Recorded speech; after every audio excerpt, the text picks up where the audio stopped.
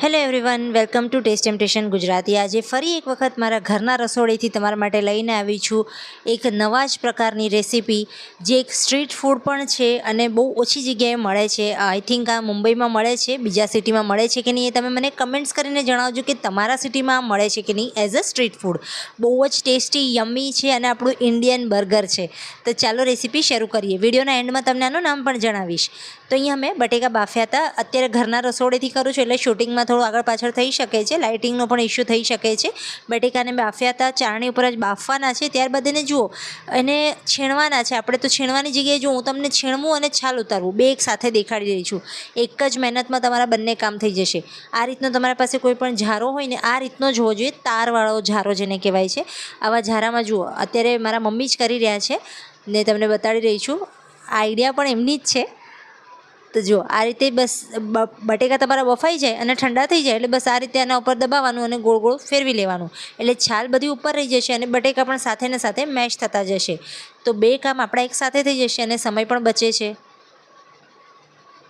તો અહીંયા આગળ આપણે બધા જ બટેકાને સરખી રીતે મેશ જેવા જ કરી લીધા છે અને હવે આપણે આમાં મસાલા કરી લેવાના છે। તો મસાલા કરવા માટે સૌથી પહેલાંમાં આપણે તીખાશ માટે લઈશું લીલા મરચાંની પેસ્ટ। આમાં ઘણા લોકો આદુ લસણની પેસ્ટ પણ નાખતા હોય છે, પણ હું દરેકમાં આદુ લસણ નથી પસંદ કરતી, એટલા માટે અમે નથી નાખતા। હળદર નાખી છે અડધી નાની ચમચી જેટલી। મરચાં લગભગ મેં 10થી 11 નંગ લીધા હતા, બહુ જ નાની સાઇઝના હતા અને ઓછા તીખા છે એટલે લીધા છે। આ ચાટ મસાલો છે, 1 ચમચી જેટલો ચાટ મસાલો નાખ્યો છે।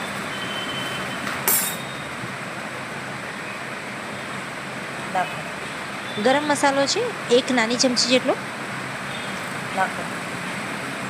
અને થોડી મેં અહીંયા સાકર નાખી છે, પીસેલી સાકર છે, દેશી ખાંડ છે, એટલા માટે નાખી છે ખાલી આપણા મસાલા ઇન્હેન્સ થશે। દેશી ખાંડ વધારે ગળપણવાળી નથી હોતી, એટલા માટે અહીંયા મેં 1 ચમચી જેટલી નાખી છે અને સાથે જ મીઠું પણ નાખ્યું છે સ્વાદ પ્રમાણે। હવે બધી વસ્તુઓને બરાબર મિક્સ કરી લઈએ।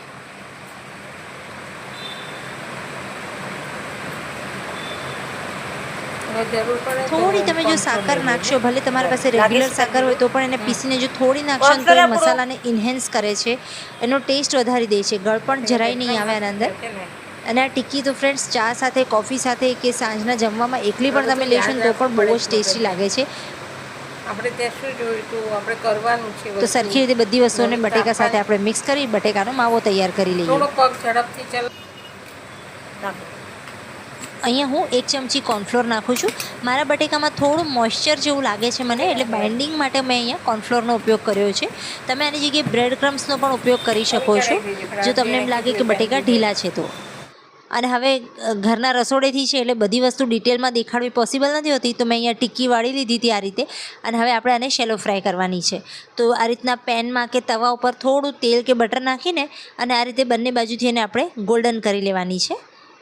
આ મેં થોડું ઘાય કરી દીધી હતી અને પલટી કરવામાં, આટલું જલ્દી પલટી નહીં કરતા, થોડું એનો કલર પકડાય પછી જ એને પલટી કરજો અને બે બાજુ બસ આપણે એને શેલો ફ્રાય કરવાની છે। તમે ચાહો તો બ્રશની મદદથી પણ ખાલી બસ ઓઇલ લગાડો આના ઉપર અને શેલો ફ્રાય કરી લો, એમ પણ કરી શકો જો તમે નોનસ્ટિક વાસણ વાપરતા હોય તો। હવે અહીંયા આગળ આ જોઈ શકો છો તમે, સરસ આપણી ટિક્કી થઈ ગઈ છે। જો બંને સાઈડથી સરસ થઈ ગઈ છે, શેકાઈ ગઈ છે। તો બધી જ ટિક્કીઓને મેં એ રીતે શેલો ફ્રાય જેવી કરી લીધી છે અને બધી ટિક્કી આપણી બનીને તૈયાર થઈ ગઈ છે। ચાલો હવે અમે જમવા બેસીએ છીએ ત્યારે તમને બતાડું કે આને કેવી રીતે એસેમ્બલ કરવાનું છે અને કેવી રીતે સર્વ કરવાનું છે। તો અહીંયા આગળ લાદી પાઉં છે જેને વચ્ચેથી કાપીને તૈયાર રાખ્યા છે, ટોમેટો સોસ છે, લીલી ચટણી છે કોથમીરની, અને સાથે જ આપણે સેલેડમાં અહીંયા ટમેટાં, કાકડી અને કાંદાની રીંગો લીધી છે અને આપણી ટિક્કીઓ પણ તૈયાર છે। હવે અહીંયા આ રીતે લાદી પાઉંને વચ્ચેથી જેમ મેં કહ્યું એમ કાપી રાખ્યા છે। તો મારા મમ્મી જ આને પહેલાં એસેમ્બલ કરશે, મેં તો અત્યારે કેમેરો પકડી રાખ્યો છે। તો હવે જો લીલી ચટણી લગાડીશું, તમારા ટેસ્ટના અકોર્ડિંગ તમે ચટણીને સોસ લગાડજો ઓછો વત્તા। હું અહીંયા એક જગ્યા પર લીલી ચટણી એક બાજુ સોસ, એ રીતે મારી મમ્મીએ લગાડ્યો છે।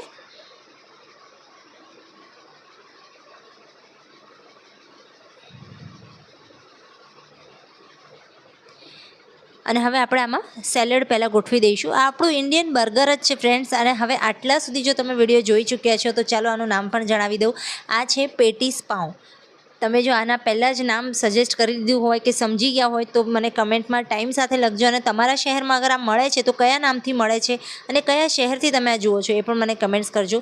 આ રીતે આપણે એક ટીકી મૂકી દઈશું. તમે ચાહો તો ફરીથી ઉપર પણ સેલેડ લગાડી શકો છો, પણ પછી બાઇટ કરવામાં થોડું પ્રોબ્લેમ થાય છે, એટલે કે ખાવામાં પ્રોબ્લેમ થાય, બહુ મોટું થઈ જાય તો તૈયાર છે આપણું સરસ મજાનું હેલ્ધી, ટેસ્ટી અને આપણું ઇન્ડિયન એવું બર્ગર એટલે કે પેટીસ પાઉં.